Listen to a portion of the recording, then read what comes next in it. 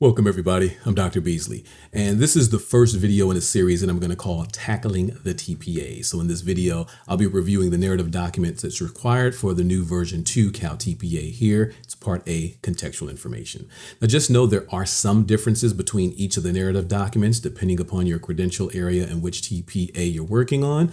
Now, for the most part, the prompts, regardless of which one you're working on, are going to be asking for pretty much the same thing or the same content, but for the sake of time and consistency, I'll be using the narrative documents for the multiple subject candidates. So just keep that in mind as you're working on the documents for your specific credential area. Now, before you begin, the best advice I can give you is read the assessment guide. I'll say that again, read the assessment guide. Did I say read the assessment guide?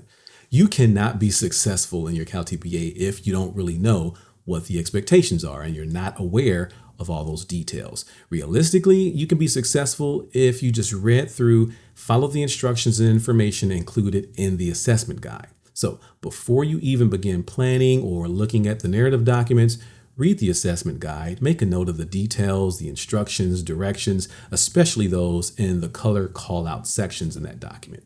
And also take a look at the scoring rubrics and each of those constructs so you'll know exactly what the assessor is looking for and looking at when they're scoring your materials. Don't go into this cold. Don't just jump in and start completing the narrative documents. You'll want to plan. For the Math TPA or Cycle 1, if you're single subject, half of your materials deal with planning. So get familiar with the expectations, be prepared as much as you possibly can before you get started. Now, another tip, when you are responding to the prompts, write clearly and answer the who, what, and why questions. Provide context, the ideas to rationalize and justify the decisions you make. All right, so let's get into the Part A Contextual Information Narrative document for version 2. Now, this document is pretty foundational to your entire TPA. What you include on this document will need to connect to or align to all the other parts of your TPA. So it's important for you to think, plan, and demonstrate how well you know your students.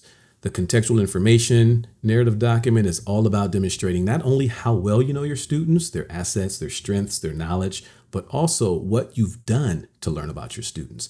So take some time, talk to your mentor teacher, review student files, look at previous assignments and tests, talk to students, find out what they like inside and outside the classroom.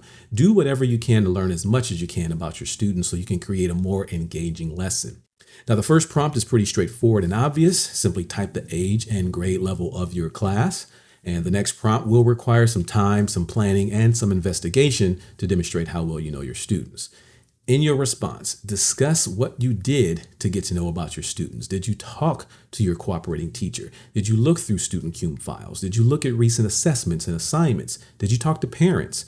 Do you have any recent class activities that help you learn more about your students, their interests, their experiences, their likes, their dislikes, their backgrounds, things they do outside of school? All of this matters and it should be explained. The prompt asks for student assets and or interests. Now, this is an important prompt, but before I talk about what's needed here, I want to point out something else that's important. You'll notice throughout the narrative documents and prompts, you'll see that sometimes it states and you'll notice that other times it will state and or.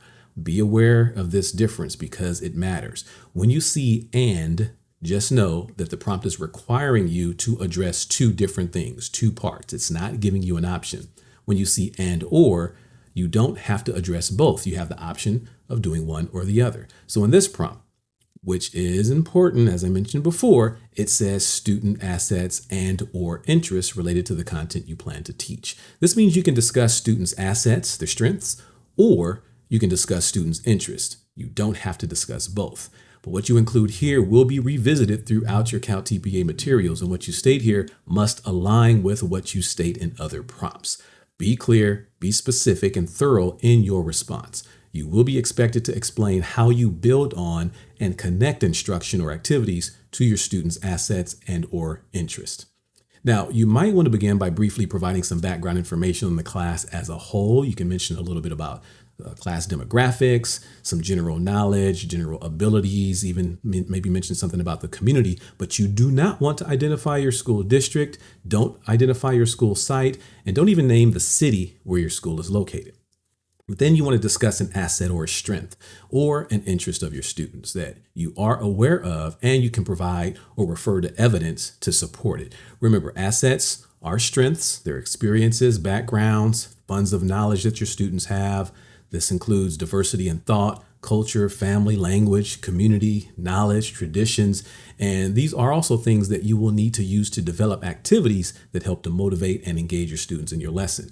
Interests are those things that you know your students enjoy, something that you can connect to when planning your lesson, maybe a hobby, something your students are enthusiastic about, or a source of motivation for them. Don't just take a deficit approach. Don't focus on what your students don't have, what they don't know, or what they can't do. So in your response, you want to address 4 things. Number 1, identify a specific asset, cultural or linguistic, or an interest. Focus on one, and that's one for the whole class or whole group. Number 2, identify and explain how you have come to know about this asset interest. Refer to specific evidence. Number 3, explain how the asset or interest can be seen or used as a strength to support learning and improve learning in your classroom.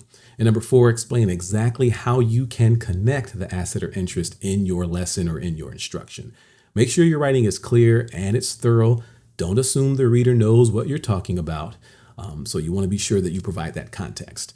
Now, the next prompt is math, knowledge, skills, and or abilities. If you're single subject or world language, it's content specific knowledge.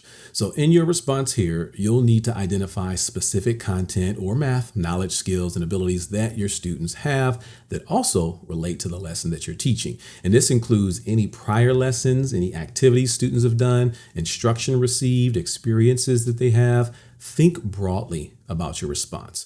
You'll need to, number 1, identify specific content-related knowledge that students have. Exactly what is that knowledge? What are those skills? What are those abilities that your students have as they relate to your lesson? Number 2, provide some context and thoroughly explain how and when they receive that knowledge, and refer to specific evidence to support how you know about the knowledge or skills learned. And number 3, mention how you plan to build on the student knowledge base and how you plan to connect it to the content you'll be teaching. The next prompt, identified English learners. Simply list how many English learners are in your class that are identified English learners, not just those who you think are English learners. If you have English learners, mention how many. It's a good idea to include their test scores and their proficiency levels if you have those. If you don't have any English learners, just simply write none. Now for the next prompt, identify learning needs. How many students with an IEP, 504 plan, MTSS. This prompt is pretty self-explanatory. Simply state how many students in your class are receiving one of the listed means of support, but be specific. Do you have any students that are on an IEP? If so, list how many. Are there students who are on a 504 plan? If so, how many? Are there students receiving any multi-tiered systems of support? How many, and what are those supports? And the final prompt is language of instruction to be used in the lesson. Keep it simple. Mention the primary language of instruction that you're providing, and if you're periodically using a second language to support second language learners, just mention that also. Keep it simple. And after you're done, proofread what you have. And most importantly, look at the scoring rubrics in the assessment guide. You want to self-assess. Check to see that you've thoroughly addressed the rubric constructs that apply to your narrative document, those in that level 3 category. And I would even address what's needed for a higher level just to increase your chances of receiving a higher score. Remember, this is the same rubric that an assessor is going to be used when scoring your submitted CalTPA. If you need to revise your materials, ensure that you've thoroughly and completely addressed all of the prompts and all of the requirements. And that would be it for this narrative document. Now, while you're planning, read through the assessment guide, familiarize yourself with all of the expectations, and then start working on that Part B, your lesson plan. And we'll cover that in another video, and I'll see you then.